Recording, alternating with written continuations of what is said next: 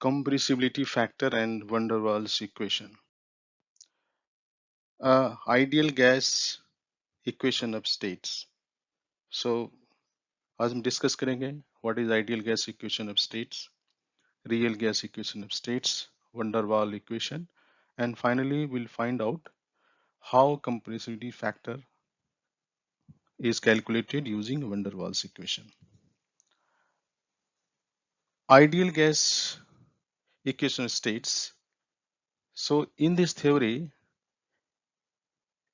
it is assumed that the pressure exerted by gas molecules is due to a striking of molecules on the walls of container or pipeline. There is no intermolecular force of attraction or repulsions. Another assumption was that molecules is a point mass which has no volume or very less volume. So the volume of total molecules is very less as compared to the volume of container, and hence volume of molecules is neglected. तो ये दो assumption थे. एक assumption था कि जो pressure generate हो रहा है because of molecules striking on the walls and there is no intermolecular force of attraction और रिपल्सन. एंड सेकंड एजम्पशन ये था कि जो मॉलिक्यूल्स के जो वॉल्यूम है बहुत छोटे हैं, बहुत ही छोटे हैं as compare to the volume of container और पाइपलाइन और vessels, and so the volumes of molecules को हम नेग्लेक्ट कर सकते हैं. With that assumption, ideal gas of equation of states is written PV is equal to nRT. अगर n को मैं इस साइड लेके आऊं तो कैसे लिख सकते हैं? PV by n is equal to RT, और V by n को बोलते हैं मोलर वॉल्यूम, तो can write PVM is equal to RT. वहां क्या है? P प्रेशर है, पास्कल एब्सोल्यूट में होना चाहिए. V जो है वॉल्यूम मीटर क्यूब में है, एंड वीएम क्या है? मोलर वॉल्यूम, ये मीटर क्यूब पर मोल होना चाहिए. टी है टेम्परेचर, डिग्री केल्विन में होना चाहिए, एंड एन है नंबर ऑफ मोल्स जो कि यूनिट मोल ही होता है, एंड आर है यूनिवर्सल गैस कांस्टेंट, उसका वैल्यू होता है 8.3145 जूल पर मोल पर डिग्री केल्विन. तो ये हो गया equation of states for ideal gas. PV is equal to NRT, या हम ऐसे लिख सकते हैं PVM is equal to RT.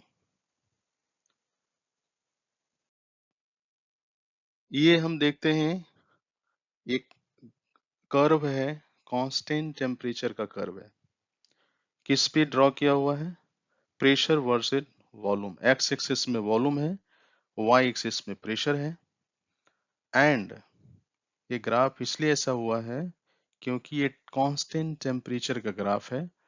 तो आपको भी पता है P V is equal to N R T में टी अगर कांस्टेंट कर दें तो volume is inversely proportional to pressure, इसलिए ये ग्राफ ऐसा हुआ है. इसमें आप देखेंगे आप उसका वॉल्यूम गैस को कम करते जाएंगे तो प्रेशर बढ़ता है. जैसे यहाँ प्रेशर, इस वॉल्यूम पे प्रेशर ये है, वॉल्यूम अगर इतना कम किया तो ये प्रेशर हो गया, और भी वॉल्यूम आप कम करेंगे तो प्रेशर और बढ़ जाएगा. तो based on this principle this graph is drawn, and this graph is drawn considering gas is a ideal. लेकिन जब एक्चुअल में गैस का बिहेवियर चेक किया गया तो इट इज फाउंड दैट कि actually the volume of the gas does not follow the volume with respect to the volume of ideal gas at all pressure and temperature. ठीक है, at very low pressure, or you can say low pressure and high temperature, real gas means actual gas you can say follows the theory of ideal gas. तो ये there is some deviation. वो क्या deviation है? So let us understand through same pressure volume diagram for ideal gas and real gas, same constant temperature पे draw किया हुआ। तो हम क्या लिख सकते हैं? Constant temperature curve for pressure versus volume for ideal gas and real gas. अब यहाँ देखिए दो है, ये कलर का जो लाइन है आइडियल गैस के लिए है और ये कर्व जो है ये रियल गैस के लिए।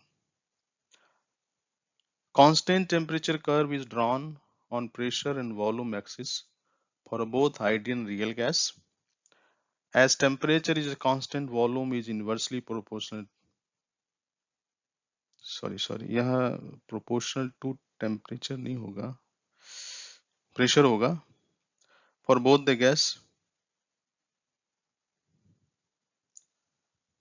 यहाँ correction कर लीजिएगा, inversely proportional to pressure, not the temperature.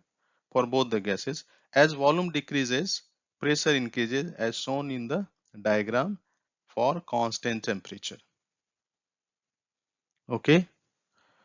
But the volume of real gas deviates from the ideal gas. आप देख लीजिए यहाँ, अगर मैं लो प्रेशर का पॉइंट लेता हूं तो ये आपका रियल गैस का वॉल्यूम है, लो प्रेशर पे वॉल्यूम, रियल गैस का, आइडियल गैस का ये वॉल्यूम है, तो लेस है। इस पॉइंट पे देखिए प्रेशर थोड़ा इंक्रीज हुआ, इस केस पे दोनों सेम है, volume of real gas equal to volume of ideal gas है।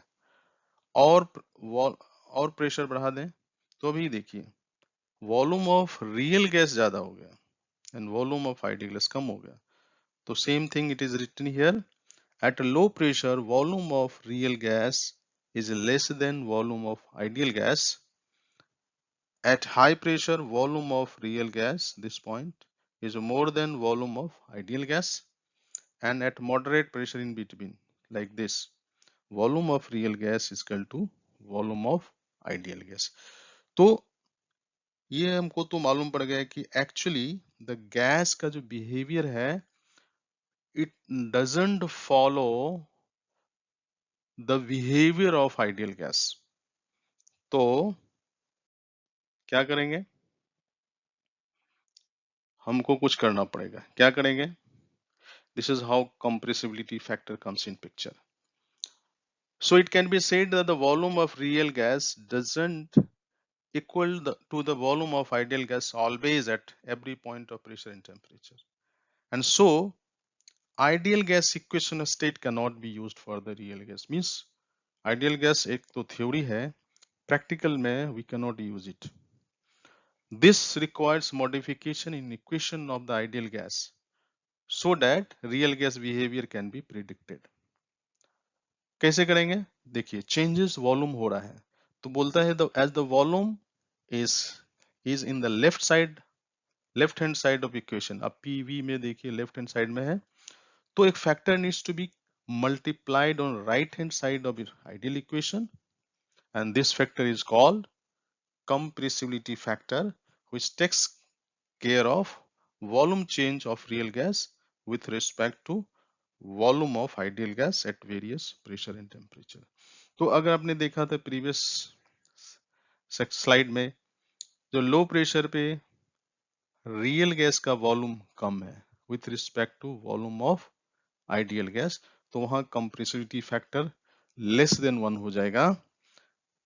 इन mid between volume of ideal gas and real gas same था तो वहां कंप्रेसिबिलिटी फैक्टर 1 हो जाएगा। एंड हाई प्रेशर पे volume of real gas is more than volume of ideal gas, वहां compressibility factor more than 1 हो जाएगा। तो same thing it is written here, let's say particular pressure and temperature, volume of real gas is equal to 0.98 times of volume of ideal gas, then compressibility factor will be 0.98. If the volume of real gas is equal to volume of ideal gas, then compressibility factor will be 1 क्योंकि दोनों same है। And if volume of real gas is equal to 1.02 times volume of ideal gas, then compressibility factor will be 1.02. It is more than 1. So ideal gas कैसे लिखते हैं? PV is equal to nRT. तो compressibility factor को multiply करना है हमको right hand side में of the ideal gas equation so that it can be used for the real gas application. तो कैसे लिखेंगे? PV, मैं बोला था V on left hand side of equation है, तो मल्टीप्लाई कर रहे हैं Z को राइट हैंड साइड में, ZnRT, तो we can write PV upon N is equal to ZRT, so PVM is equal to ZRT. ये इक्वेशन हो गया रियल गैस एप्लीकेशन के लिए, जिसमें Z will change based on the change of the volume of real gas with respect to volume of ideal gas. तो compressibility factor Z है which is constant, उसका unit constant होता है, तो value of Z can be less than 1, equal to 1 and more than 1 depending upon the gas composition, pressure and temperature. When Z is equal to 1, real gas behaves or opposes to ideal gas behavior. But please note down, Z cannot be 0. 0 नहीं हो सकता, otherwise the whole equation will fail. अभी compressibility factor को थोड़ा और better तरीके से समझते हैं. अभी देखिए, this is the ideal gas equation of state, PV is equal to nRT, and real gas equation of states means this is theory of real gas, तो दोनों सेम ही होता है. So अब if you apply the ideal gas theory for the gas, तो ये लिखना है PV is equal to nRT. अगर हम रियल गैस का थ्योरी यूज करेंगे गैस के लिए, तो हम ये लिखेंगे PV is equal to ZnRT. सो अब ये देखिए, वो दो इक्वेशन को हम कंपेयर करें, दोनों को रादर डिवाइड करें, तो कैसा हो जाएगा? compressibility factor Z is equal to volume of real gas upon volume of ideal gas. ठीक है, अभी हम मान लीजिए दोनों इस इक्वेशन को, ये इक्वेशन को नंबर ऑफ मोल से अगर डिवाइड कर दे तो क्या लिखेंगे? compressibility factor Z is equal to volume of real gas divided by N divided by volume of ideal gas divided by N. आपको ही पता है volume of real gas divide by N mole is called molar volume, तो हम क्या लिखेंगे? Compressibility factor Z is equal to molar volume of real gas upon molar volume of ideal gas. चलिए एक और एक्सप्रेशन निकालते हैं. इस इक्वेशन में अगर मास से डिवाइड कर दें m, तो क्या होगा? Compressibility factor Z is equal to, sorry यहाँ वहाँ sorry, volume of real gas m divide by n equal to volume of ideal gas. Actually यहाँ मिस्टेक है, यहाँ मिस हो गया है, डिवाइड बाय m इधर आना चाहिए. ठीक है, यहाँ नहीं है. तो compressibility factor Z equal to specific volume, because volume को अगर हम मास से डिवाइड करेंगे तो स्पेसिफिक वॉल्यूम हो जाता है, तो specific volume of real gas divide bye specific volume of ideal gas. Please note that यहाँ डिवाइड बाय n मिसिंग है, होना चाहिए. अभी देखिए एक और रिलेशन हम डेवलप कर सकते हैं. कैसे? Density of gas is equal to inversely proportional of, that is called 1 by specific volume of gas. तो 1 बाय करेंगे तो रियल नीचे चला जाएगा और आइडियल ऊपर आ जाएगा, तो हम लिख सकते हैं compressibility factor is equal to density of ideal gas divide by density of real gas. तो बहुत सारे जेड के रिलेशनशिप हैं, so let us understand in better way so that you can answers if if the question related to this comes up. अभी देखिए एक deviation factor, deviation क्या है? Deviation is defined as the change in volume of real gas with respect to volume of ideal gas. जैसे अभी देखा था, volume of real gas changes होता है with respect to ideal gas. जैसे कि volume of real gas at low pressure is less than volume of ideal gas, तो deviation negative हो जाएगा, है ना. और जब वो हायर प्रेशर पे डिविएशन पॉजिटिव हो जाएगा, क्योंकि volume of real gas is more than volume of ideal gas. तो deviation is defined as change in volume of real gas minus change in volume of ideal gas. तो volume of real gas minus volume of ideal gas. और इसको हम क्या लिख सकते हैं? Compressibility factor के फॉर्म में भी लिख सकते हैं। कैसे? Deviation is equal to compressibility factor of real gas minus compressibility factor of ideal gas. और but compressibility factor of ideal gas always 1 होता है, तो हम ऐसे भी लिख सकते हैं deviation is equal to compressibility factor of real gas minus 1। तो ये डिफरेंट डेफिनेशन है, रिलेशनशिप है फॉर डेविएशन। अभी एक ग्राफ है constant moderate temperature graph on compressibility factor versus pressure. ये कैसा है? Constant moderate temperature curve is drawn on compressibility factor versus pressure. Pressure X axis पे है, वाई एक्सिस पे कंप्रेसिबिलिटी फैक्टर है, यहाँ जेड का वैल्यू 1 है। सो इसके नीचे लेस देन जेड है कंप्रेसिबिलिटी, इसके above Z plus more than Z है, सॉरी मोर देन 1 है। देखिए कांस्टेंट टेम्परेचर कर्व को आइसोथर्म भी बोलते हैं, तो sometimes it is also written it is isotherm. तो एट लो प्रेशर, आप देखिए ये प्रेशर लो में क्या हो रहा है, जेड का वैल्यू लेस देन 1 है, और जब प्रेशर हाई होता है तो जेड का वैल्यू डेट इज कंप्रेसिबिलिटी का वैल्यू मोर देन 1 होता है। ये जस्ट अंडरस्टैंडिंग के लिए है। अगर मैं सेम ग्राफ हाइड्रोजन हीलियम के लिए ड्रॉ करूं कांस्टेंट मॉडरेट टेम्परेचर पे, तो देखिए ये हमेशा प्लस में जाता है, टेम्परेचर मॉडरेट है। तो इसका कर्व हाइड्रोजन, देखिए हाइड्रोजन ये है, हीलियम ये है, तो दोनों तो पॉजिटिव है because compressibility factor is above 1, but compressibility factor of hydrogen more than helium।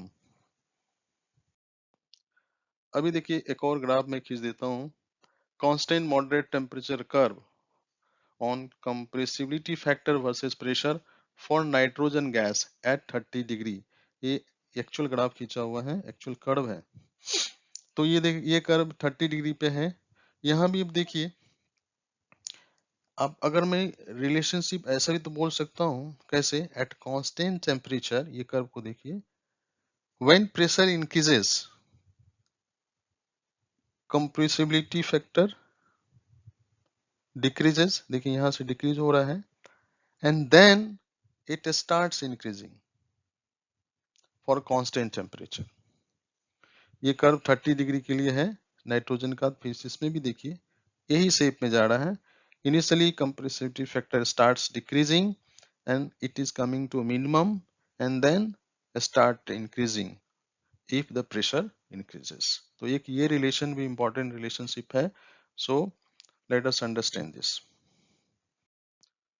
अभी देखिए दूसरा, ये दो कर्व है, मीन्स दो आइसोथर्म बोल सकते हैं, दो कांस्टेंट टेम्परेचर कर्व है जिसमें T1 का टेम्परेचर जो है ग्रेटर देन T2 है, बट ये ऊपर है। इसका मतलब क्या हो गया कि compressibility factor of T1 is greater than T2। हमेशा देखिए यहाँ कोई भी प्रेशर पे देखिए, ये प्रेशर देखिए ये ज्यादा है, यहाँ से देखें तो ये ज्यादा है, तो हमेशा ज्यादा है।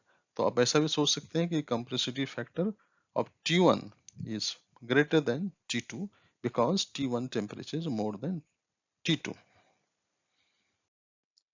अभी सेम चीज देखिए, अभी ये नाइट्रोजन के लिए कर्व है, this is actual curve drawn for two temperature 30 degree and 40 degree. 30 degree वाला कौन सा है?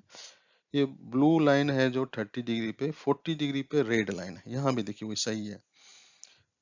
From the curve it is evident that when temperature increases compressibility factor increases at constant pressure। अब कोई भी प्रेशर ले लीजिए, सपोज मैं यहाँ से लेता हूँ, सबसे low pressure, low compressibility factor आता है 30 डिग्री पे और 40 डिग्री पे ज्यादा आ रहा है।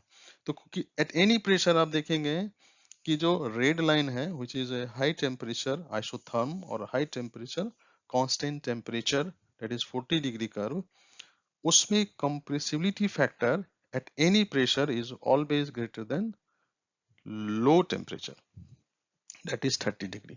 ये 40 डिग्री रेड लाइन 40 डिग्री का है, ये 30 डिग्री का है, तो 40 डिग्री में कंप्रेसिबिलिटी फैक्टर हमेशा ज्यादा आते हैं। This is again important relationship बोल सकते हैं कि at constant pressure the compressibility factor of gas at higher temperature is more than lower temperature. अभी और देखिए रिलेशनशिप कंप्रेसिबिलिटी फैक्टर का, अभी केस वाइज डिस्कस करते हैं। When Z is less than 1, that means compressibility factor is less than 1, तो क्या होगा? वॉल्यूम ऑफ रियल गैस याद रखिए is less then ideal gas, एक रिलेशनशिप ये हो गया। Specific volume of real gas is less then specific volume of ideal gas, ये भी होगा। बट डेंसिटी रिवर्स होता है, इसलिए याद रखिए density of real gas is greater than density of ideal gas. Deviation क्या होगा, चूंकि वॉल्यूम कम है तो क्या होगा, और जेड भी तो कम है ना। आप ऐसे भी सोच सकते हैं जेड लेस देन 1 है तो लेस देन 1 में 1 माइनस करेंगे तो नेगेटिव हो जाएगा, तो डिविएशन इज नेगेटिव। और जब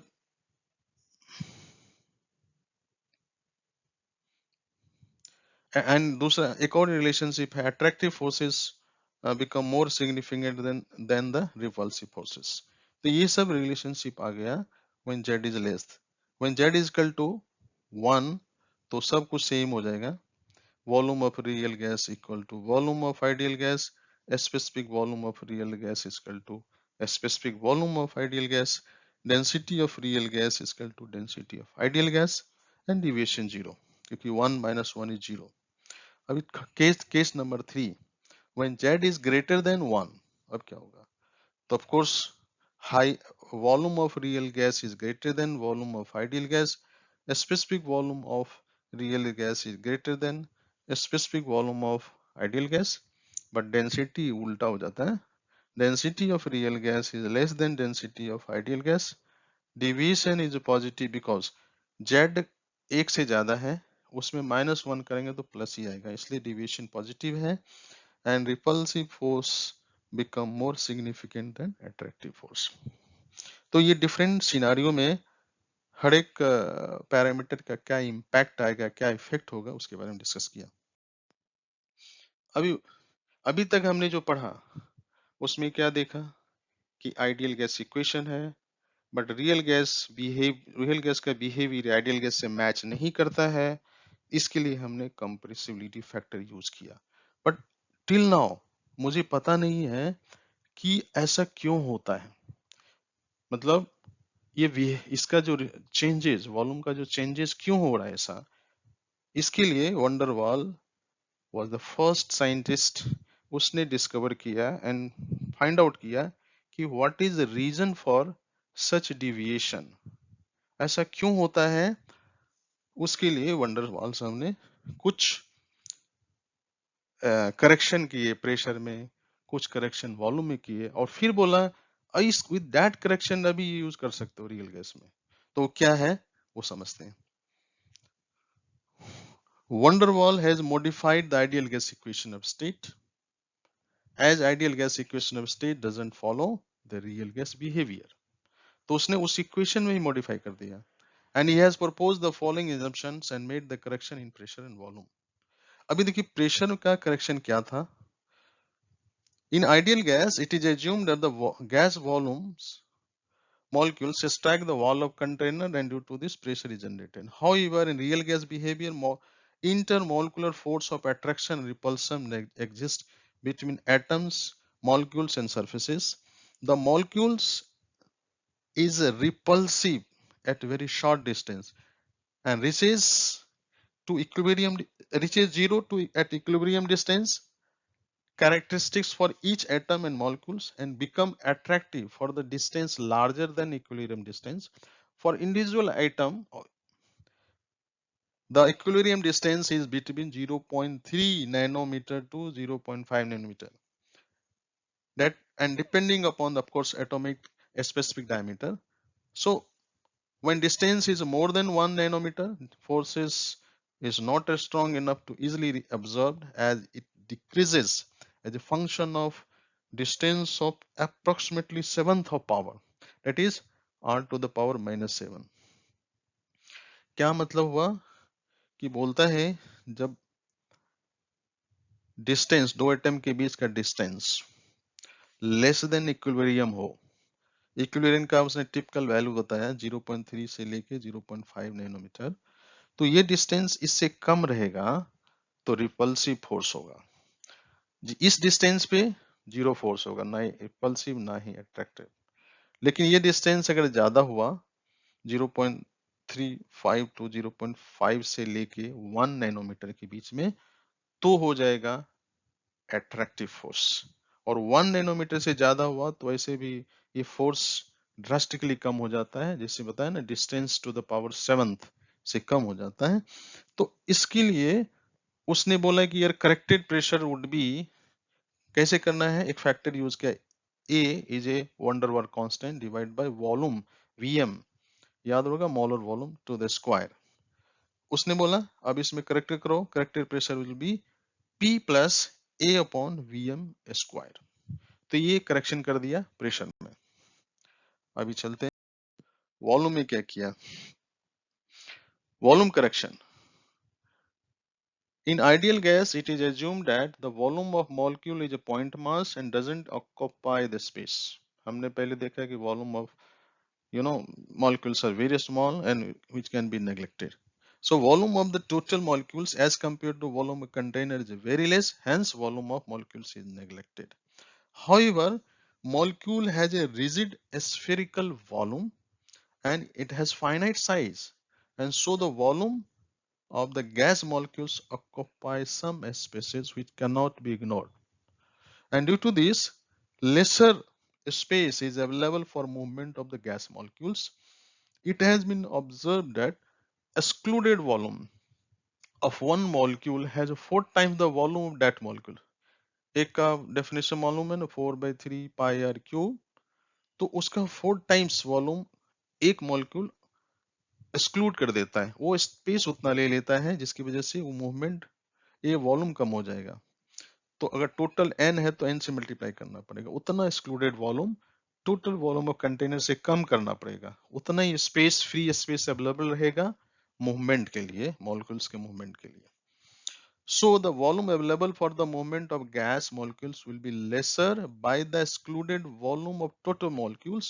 So van der Waal has suggested the volume correction factor as a B. वो करेक्टेड वॉल्यूम के लिए क्या उसने बोला, Vm माइनस बी।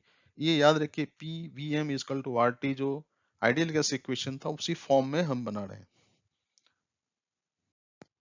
अभी देखिए वंडर वाल की इक्वेशन को कैसे लिख सकते हैं, प्रेशर वॉल्यूम में करेक्शन कर दिया, तो अभी हम लिख सकते हैं उसी फॉर्म में, आइडियल गैस के फॉर्म में।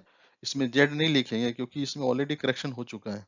तो क्या लिखेंगे, P plus bracket start P plus A by V M square bracket close into bracket start V M minus B bracket close is equal to RT, where P is a pressure in Pascal absolute, Vm is a molar volume, meter cube per mole, T is a temperature degree Kelvin, R is universal gas constant, A and B are van der Waals constant.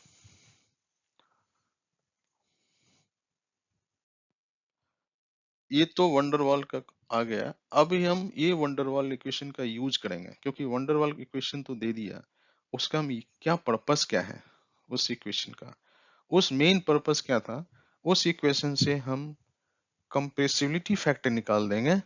और जो once you know the compressibility factor, तो हम use कर सकते हैं PV is equal to ZnRT, और उससे हम पूरा कैलकुलेशन किया जा सकता है। तो इसके लिए सबसे पहले क्रिटिकल पॉइंट का pressure, temperature and critical volume निकालेंगे। अभी देखिए प्रेशर वॉल्यूम ग्राफ है, एक्स एक्सिस पे मोलर वॉल्यूम है, वाई एक्सिस पे प्रेशर है, ये गैस स्टेट है, लिक्विड प्लस गैस है, ये लिक्विड है, ये कर्व है less than critical point, this is a critical point and this is more than critical point. आप ये पॉइंट पे देखिए, क्रिटिकल पॉइंट पे ये हॉरिजॉन्टल है, प्रेशर का स्लोप जो है वॉल्यूम के रिस्पेक्ट में हॉरिजॉन्टल है, दैट मींस जीरो है। इसके लिए क्या लिख सकते हैं, same equation P plus A by V M square into B M minus B is equal to R T. चूंकि ये स्लोप जीरो है तो हम क्या लिख सकते हैं, dp by D B M zero and also dp square with double differentiation p of dp square p upon D V M square is zero. अभी ये p, तो p को हम ऐसे लिख सकते हैं R T by V M minus B minus A by V M square. अभी हम डिफरेंशिएट कर रहे हैं, dp बाई डी एम किया तो ए आ गया, dp स्क्वायर डी एम किया तो ये आ गया। अब इसको हम जब जीरो करेंगे, इसको जीरो करेंगे तो जो टी है वो क्रिटिकल हो जाएगा, तो हमको ये टी बदल देना पड़ेगा, है ना। डीपी बाई डी वी हम जीरो करते ही अब टी सब जितने थे और वी वी वी सी करना पड़ेगा, मीन्स क्रिटिकल पॉइंट लेना पड़ेगा। और इस तरह से आप लिखें तो R T C by V M C minus B का square is equal to 2a upon V M C to the power 3। ये इक्वेशन 1 आ गया। अब डबल डिफरेंशिएशन करने से और फिर वो जीरो करेंगे तो आपका आंसर इक्वेशन ऐसा आ जाएगा 2 RTC upon VMC minus B का whole cube equal to 6a upon VMC to the power 4। ये इक्वेशन 2 हो गया। अब जस्ट डिवाइड कर देना इक्वेशन 1 को 2 से और इसको सिंप्लीफाई करेंगे तो critical volume VMC equal to 3b हो जाएगा। तो इस तरह से हमने critical volume equal to 3 times of constant P ये निकाल दिया। अभी देखिए ये इक्वेशन था, equation number RTC upon BMC minus B का square is equal to 2a upon BMC का होल क्यूब। इक्वेशन 1 था। अभी बीएमसी इजकल टू 3b इसमें अगर रिप्लेस कर दें तो हमारा कैलकुलेशन के बाद क्रिटिकल टेम्परेचर आ जाएगा 8a बाय 27 BR। अब ये तो हो गया है, आपको वीएमसी मालूम हो गया, क्रिटिकल वॉल्यूम क्रिटिकल टेम्परेचर हो गया। तो ये दोनों का डेटा अगर हम इसमें डाल दें तो पीसी कैसे होगा, इस इक्वेशन में क्रिटिकल कंडीशन में क्या होगा, टी अगर मैं पीसी करूंगा तो टी टीसी हो जाएगा, वी वीएमसी हो जाएगा। तो ऐसा हो जाए इक्वेशन। और इसमें टीसी और वीएमसी के इक्वेशन जो अभी रिप्लेस किया था डेटा है इसमें रिप्लेस कर दीजिए तो आपको आ जाएगा क्रिटिकल प्रेशर आ जाएगा A अपॉन 27 B²। तो टीसी आ गया, पीसी आ गया एंड बीएमसी आ गया, molar volume at critical point पे आ गया, है ना। अभी हम कांस्टेंट निकाल देते हैं इन टर्म्स ऑफ इसमें क्रिटिकल प्रेशर क्रिटिकल टेम्परेचर। देखिए क्रिटिकल टेम्परेचर किसको बोलते हैं, सॉरी क्रिटिकल टेम्परेचर का अभी अभी उन्होंने निकाला था T C is equal to 8/27 BR and critical pressure P C is equal to 8/27 B²। Just इसको डिवाइड कर दीजिए तो T C by P C is equal to 8/B/R। तो कांस्टेंट बी हो गया 1/8 into R T C upon P सी।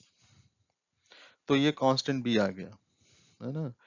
अभी ये B को रिप्लेस कर देते हैं ये क्रिटिकल प्रेशर में, अब दिख रहा है, या बी को यहाँ डाल देते हैं तो ए आ जाएगा constant A is equal to 27/64 R² TC² upon PC। ये दो इंपॉर्टेंट कांस्टेंट का वैल्यू आ गया क्रिटिकल प्रेशर एंड टेम्परेचर में।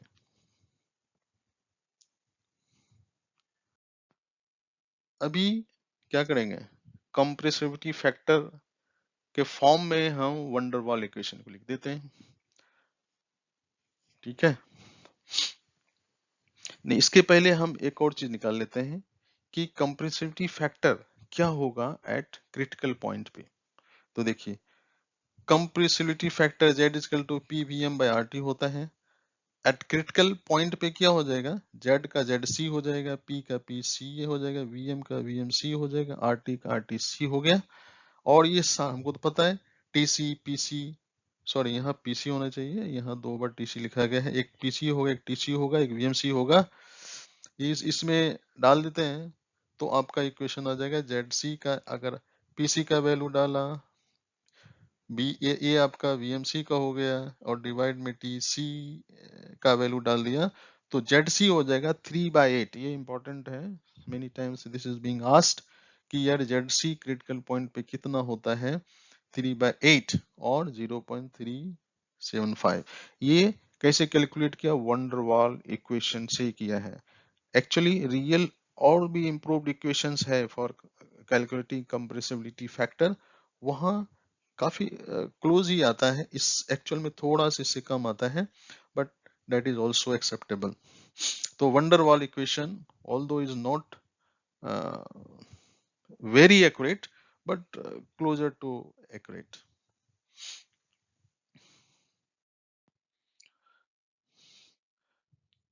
अभी देखिए अभी हम यूज करेंगे वन डर वाल इक्वेशन को कंप्रेसिबिलिटी फैक्टर के फॉर्म में कैसे करेंगे देखिए।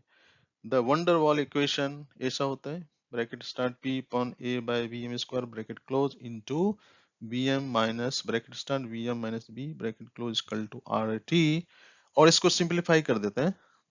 सिंप्लीफाई मींस ये दोनों को मल्टीप्लाई करके लिख दिया और डिवाइड कर दिया RT को दोनों साइड से।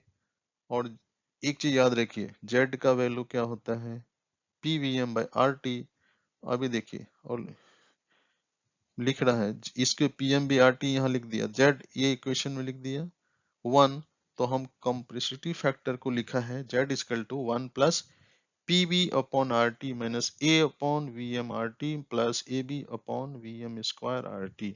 तो ये कंप्रेसिविटी फैक्टर का फॉर्म हो गया using van der Waals in the form of A and B and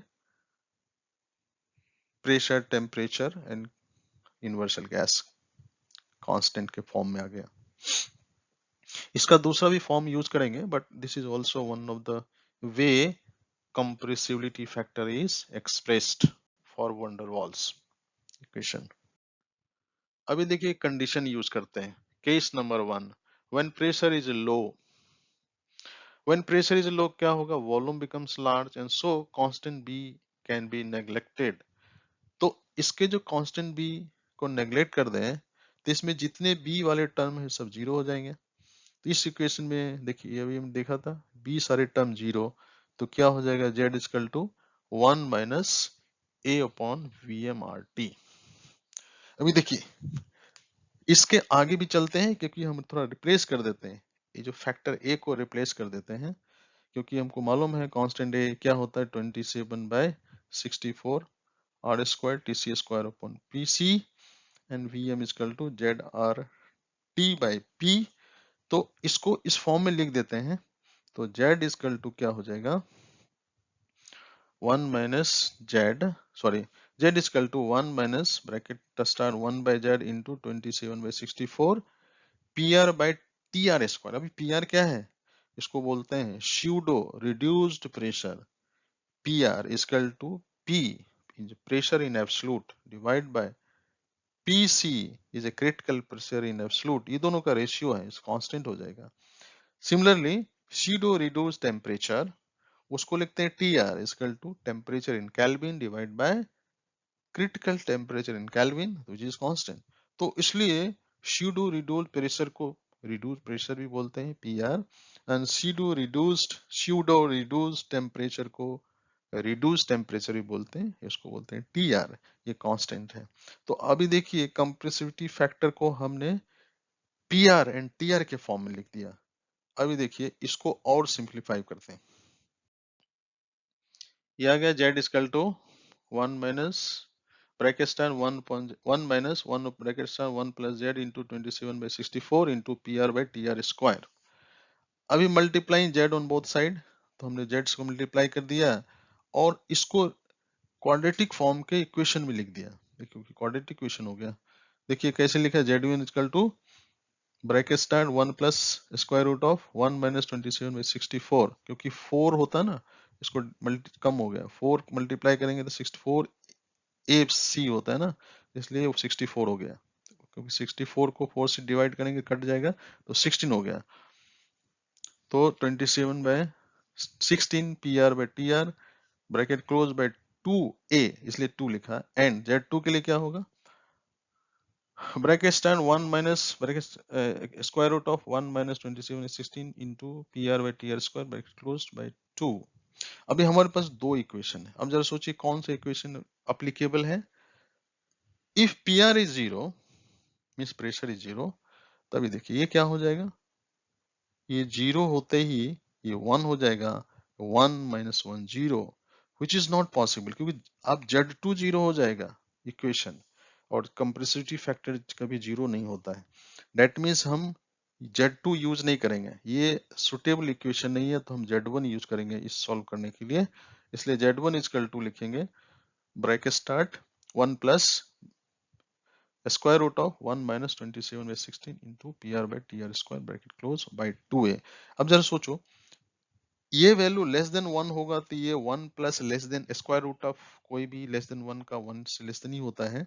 1 plus less than 1 cut less than 2 होगा और डिवाइड बाय 2 कर देंगे तो लेस देन 1 ही होगा।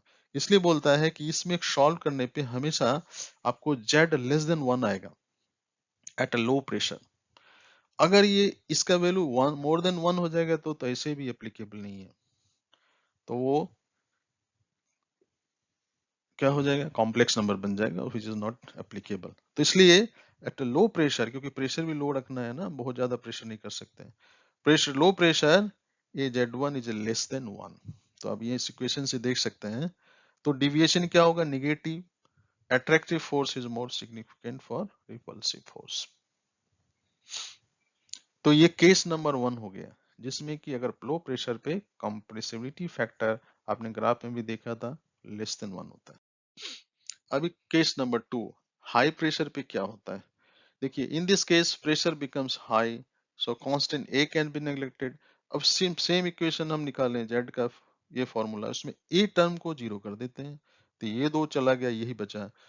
तो क्या लिखेंगे, Z equal to 1 plus P V R T. अभी पी को, इक्वेशन क्या है, तीन फॉर्म में, बी के फॉर्म में है, प्रेशर टेम्परेचर के फॉर्म में है, तो हम इसको रिप्लेस कर देते हैं, बी को कर देते हैं कैसे, b is equal to 1/8 into R T C by P सी।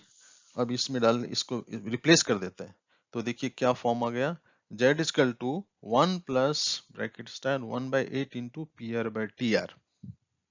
ये भी याद रखें, तो ये हमेशा कोई भी पी आर टी आर पे ग्रेटर देन 1 ही होगा, तो इसलिए डी ये हमेशा ग्रेटर, हाई प्रेशर पे जेड का वैल्यू मोर देन 1 हुआ, डिविएशन इसमें पॉजिटिव होगा, repulsive force is more significant than attractive force. अभी हमने क्या किया, अभी हमने एज्यूम किया लो प्रेशर हाई प्रेशर। अभी हम जनरलाइज्ड इक्वेशन करते हैं, generalised equation for compressibility factor. ये कैसे करते हैं, तो ये तो हमको पता था। अभी कंप्रेसिव फैक्टर का क्या होता है, Z equal to 1 plus P V by R T minus A upon V M R T plus A B upon V M square R T. ठीक है, याद रखिए अभी भी हमने किया है, P B by R T को हमने अभी निकाला था 1/8 P R by T R, और A by B M R T को क्या निकाला था अभी, 1/z 27/64 into P R by T R square. तो ये दो का तो वैल्यू हम किस फॉर्म में मालूम पड़ गया, पी आर टी आर के फॉर्म में। अब इसका निकाल लेते हैं, A B by V M square R T को सेम रिप्लेस करना है, ए बी वी एम सबको रिप्लेस कर देंगे, तो ए आ जाएगा, क्या आ जाएगा, 1 अपॉन जेड स्क्वायर इंटू 27/512। क्यों, 64 को 8 से मल्टीप्लाई करेंगे तो ये आ जाएगा 512 bracket close into P are square by T are cube. तो हमको तीनों आ गया ना, इस फॉर्म में लिख सकते हैं, P R and T R के फॉर्म में। कैसे लिखेंगे, जेड इजकल टू 1 प्लस, अभी इसके बदले ये लिखिए 1/8 P R by T are minus, अभी इसके बदले ये लिख दिया 1/z 27/64 P R by T R square, और इसके बदले ये लिख दिया 1/z square into 27/512 into P are square by T are cube. अभी और सिंप्लीफाई कर देते हैं, z को मल्टीप्लाई कर देते हैं, है ना, देखिए क्या होगा, जेड स्क्वायर से करना पड़ेगा क्योंकि यहाँ जेड स्क्वायर इसमें है, तो देखिए क्या, ये जेड क्यूब हो गया, इधर लेके आया इसको मल्टीप्लाई, जेड स्क्वायर हो गया, ये जेड स्क्वायर का जेड होगा, और ये अभी ये नंबर आ गया, जेड निकल गया इससे। तो इसको हम बोल सकते हैं this is a cubic equation. कैसा है, cubic equation of compressibility, Z का क्यूबिक इक्वेशन है, और इसके रियल वैल्यू जो होगा अगर वही लेना है, क्योंकि कंप्रेसिबिलिटी फैक्टर रियल वैल्यू ही होता है, तो हम रियल वैल्यू इसका जो भी आएगा वो हम यूज कर सकते हैं, उसको मैं आगे दिखाता हूँ कैसे निकालते हैं। अभी एक और केस लेते हैं, कैसे, अगर मैं प्रेशर जीरो कर दूं, तो इसमें देखिए सारे पी आर को मैं जीरो कर दूंगा तो क्या होगा, जेड 1 हो जाएगा, है ना, पी आर क्या है, प्रेशर बाई पीसी है ना, प्रेशर जीरो करना मीन्स पी आर जीरो करना, तो जेड 1 हो गया। व्हेन टेम्परेचर बहुत ज्यादा करेंगे तो नीचे वाले टर्म सब जीरो हो जाएंगे, तो भी Z1 हो जाएगा। तो ये सब तो कंडीशन था कि लो प्रेशर पे क्या होता है, हाई प्रेशर पे क्या होता है, प्रेशर जीरो पे क्या होता है और टेम्परेचर वेरी हाई होता है तो क्या होता है। तो ये तो क्या था, लो प्रेशर पे Z less than 1, high pressure पे ग्रेटर देन 1, प्रेशर जीरो पे Z1 and temperature vary high पे भी 1। तो ये कंडीशन हो गया यूजिंग द वंडरवाल्स इक्वेशन से हमने ये सब निकाल दिया। दिखाता हूँ एक और चीज, जनरलाइज इक्वेशन फॉर कॉम्प्रेसिविटी फैक्टर अभी भी हम निकाला था, Z Q minus bracket start Z Q minus Z square into bracket start 1+1/8 PR by TR bracket close plus Z into 27/64 PR by TR square minus 27/5112 into PR square by TRQ is equal to 0. So this is cubic equation for compressibility factor. Solution of this equation has three values. तो solution of one real value is taken for compressibility factor. अगर आपका complex number solution आता तो नहीं लेना है, आपको सिर्फ क्या लेना है, रियल वैल्यू। सॉल्यूशन कैसे करना है, तो any method you can use, आप या तो online cubic solution solver internet भी यूज कर सकते हैं, मैंने तो ऐसा ही यूज किया है, वहां से आप निकाल सकते हैं। Note the following terms in the equation, pseudo reduce temperature, pseudo reduce temperature को रिड्यूस टेम्परेचर बोलते हैं, TR वो क्या है, T/TC, याद रखिए डिग्री केल्विन में होना चाहिए दोनों, ये रेशियो है तो कांस्टेंट हो गया। And pseudo reduced pressure PR को प्रेशर बाय क्रिटिकल प्रेशर करेंगे, यहाँ क्या था, क्रिटिकल टेम्परेचर था, यहाँ क्रिटिकल प्रेशर है, और प्रेशर भी सेम यूनिट होना चाहिए और एब्सोल्यूट होना चाहिए, तो ये भी ये कांस्टेंट हो जाएगा। तो कंप्रेसिविटी फैक्टर, अभी देखिए इसमें तीन वेरिएबल है, क्या है, एक तो Z है, दूसरा क्या है TR है, दूसरा तीसरा क्या है PR है, तीन वेरिएबल है। तो हम क्या करेंगे, एक वेरिएबल को फिक्स कर देते हैं, दैट इज TR। हमेशा जो कर्व नॉर्मली खींचते हैं वो कांस्टेंट टेम्परेचर पे खींचते हैं। तो देखिए TR कांस्टेंट किया तब कितना वेरिएबल हुआ, दो वेरिएबल, Z और PR। बस डिफरेंट वैल्यू पे, डिफरेंट PR के वैल्यू पे Z निकालना है, क्यूबिक इक्वेशन है, उसमें सिर्फ रियल नंबर ही लेना है, ठीक है, और इस तरह से हम कैलकुलेट कर सकते हैं। अभी देखिए किया हुआ ग्राफ है, हमने यहाँ क्या लिखा है, TR 1.5 लिया और डिफरेंट वैल्यू ऑफ PR में Z का वैल्यू निकाला है। अब देख सकते हैं इतने सारे वैल्यू निकाला है, हमने कौन सी इक्वेशन यूज किया है, वंडरवॉल इक्वेशन, जो अभी नहीं दिखाया मैंने, है ना, कांस्टेंट टेम्परेचर ग्राफ, इसको आइसोथर्म भी बोलते हैं। नीचे क्या है, एक्स एक्सिस पे स्यूडो रिड्यूस प्रेशर है PR constant, and Y axis पे कंप्रेसिबिलिटी फैक्टर है Z, ये 1 का लाइन रेल लाइन दिखाया हुआ है। अब देखेंगे लेस PR पे ये लेस देन 1 हो रहा है, PR मींस प्रेशर कम, और हायर PR पे 1 मोर देन 1 हो गया।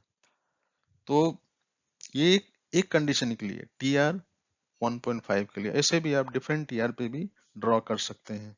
अगर TR का वैल्यू कम होगा तो नीचे चला जाएगा और TR का वैल्यू ज्यादा होगा तो ऊपर से ग्राफ बनेगा।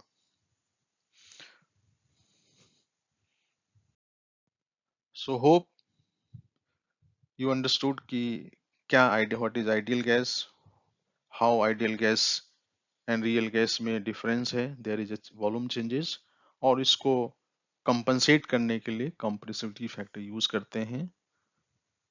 एंड फिर वंडरवॉल ने कैसे प्रेशर एंड टेम्परेचर करेक्शन करवाया, and in different scenario, that means low pressure पे कंप्रेसिविटी फैक्टर लेस देन 1 होता है, हाई प्रेशर पे मोर देन हाई होता है, सॉरी मोर देन 1 होता है, एंड जब प्रेशर जीरो के पास अप्रोच करता है तो कंप्रेसिविटी फैक्टर 1 हो जाता है, एंड टेम्परेचर जब बहुत ज्यादा रहता है तो भी 1 होता है।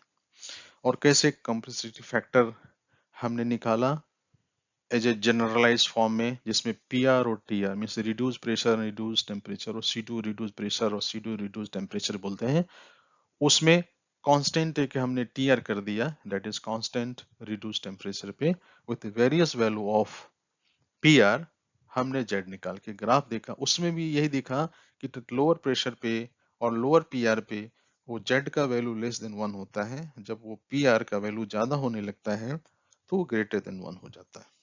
So hope you like this. Thank you for watching.